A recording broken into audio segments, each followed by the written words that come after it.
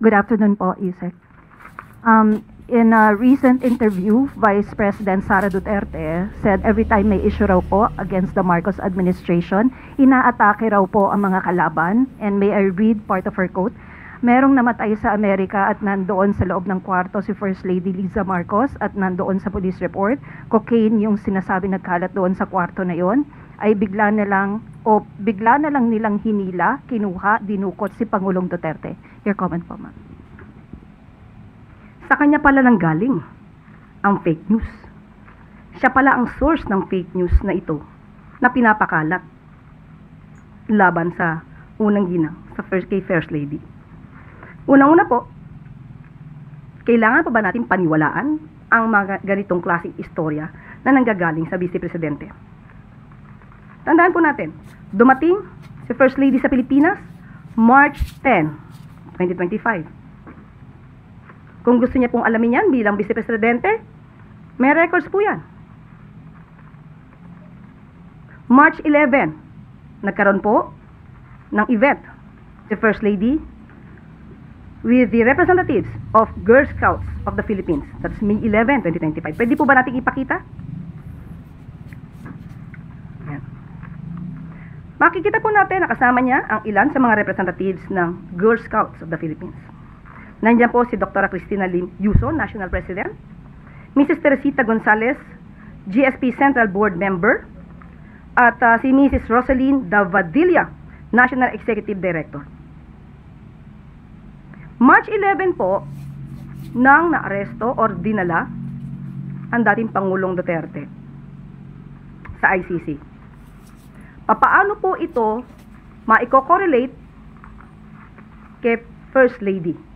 Samantalang March 11, nandito na siya sa Pilipinas, kasama ang sinabi po nating mga representatives ng Girl Scouts of the Philippines.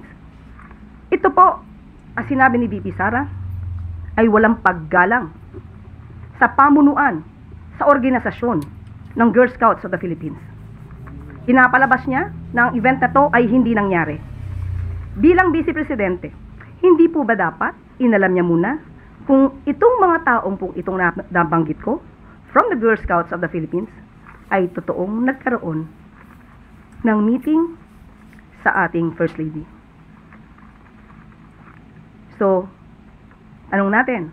Dapat pa bang paniwalaan ang mga sinasabi ni Vice Presidente kung sa kanya naman pala nanggagaling ang mga fake news at disinformation na ito? Ma'am, the Vice President was also asked about the alleged increasing or intensifying drug problem in the country. Your assessment po? Ano po yung assessment? Increasing drugs? Opo, drug Excess? problem. Okay. Una-una po ay nadinig natin ang kanyang sinabi. Ang tanong lang natin, doon sa reporter, saan po kaya niya nakuha yung kanyang datos para sabihing lumalala ang problema ng illegal na droga sa bansa? Maaari po ba nating ipakita ang mga naging accomplishments ng PIDEA at ng PNP?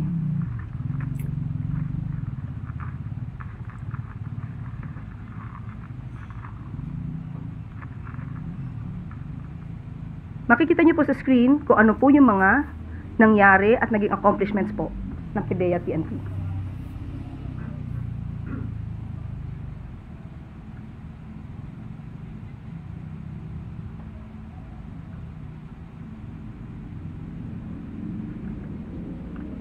So, saan po kaya nanggagaling ang datos na itinatanong kay VP Sara? Hindi po totoo na lumalala.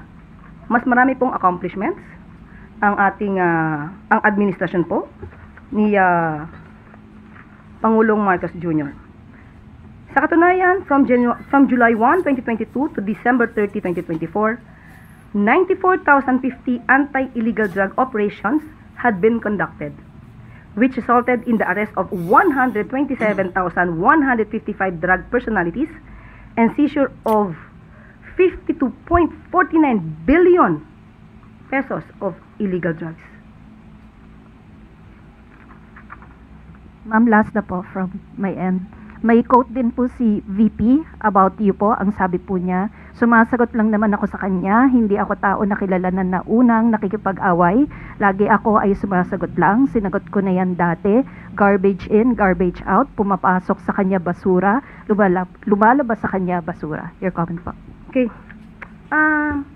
Nung sinabi niyang garbage in, garbage out, ang pinatutukulan po doon na tanong ay patungkol sa pag-iimbestiga, kautusan po ng Pangulo na magkaroon ng pag-iimbestiga sa nagiging problema ng mga consumers dito sa Prime Water na alam naman natin na pag-aari ng mga bilyar. Ang ibig niya bang sabihin na basura ay yung pag-uutos na paimbestigahan ang Prime Water? Sa mga kababayan nating mga consumers ng Prime Water, ganito po ba dapat natin ituring ang kautusan ng Pangulo na basura or walang kwenta, walang saysay? Kaya nung sinabi sa atin ng Pangulo na ipag-uutos niya ang pag-iimbestiga at ito naman ay aking ipinahayag sa inyo, basura ba ang pag-uutos na yun ng Pangulo? Marahil sa kanya ay walang kwenta ito dahil tandaan natin, hindi niya siguro alam kung ano ang mga reklamo nationwide na ng mga consumers ng Prime Waters.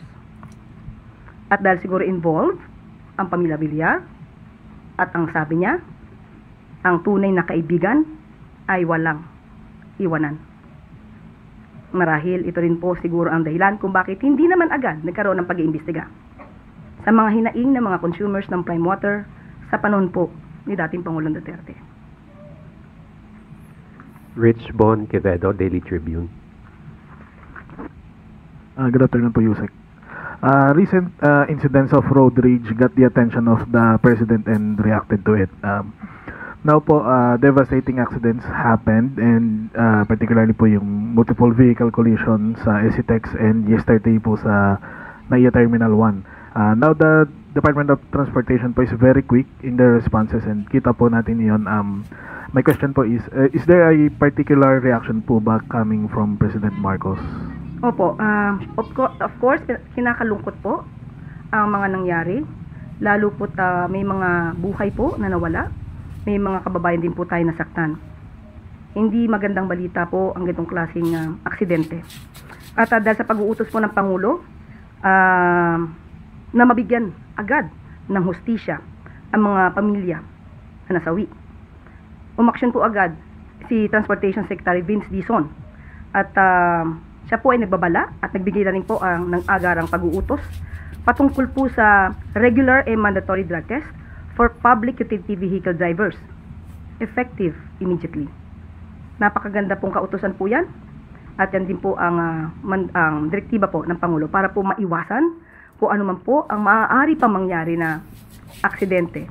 At dapat po ang mga motorista at ang mga commuters din po natin ay mag-ingat po sa pang-araw-araw nilang pamamasada at pagsakay sa ating mga PUVs.